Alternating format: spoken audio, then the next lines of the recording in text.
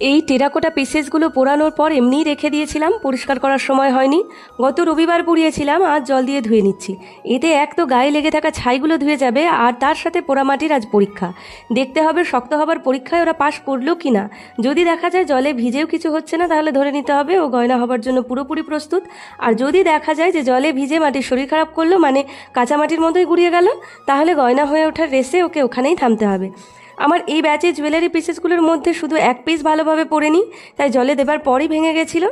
জানো তো, ও খুব মন খারাপ করছিল আর বলছিল, আগে কেন আমায় জলে দিয়ে দিলি? একটু খেয়াল করতে পারলি না আমি ভালোভাবে পুড়েছি কি পুড়িনি? না পুড়লে আরেকবার পুড়িয়ে নিতিস। আমি বললাম, এবার মতো ভাই ক্ষমা করে দে, পরের বার আর তাড়াহুড়ো করবো না। আসলে কি হয়েছে জানো তো, এতগুলো জিনিস একটা একটা করে সবগুলোকে দেখার আর সময় ছিল না, তাই একবারে ধুয়ে নিয়েছিলাম। যাই হোক, আজ আসি।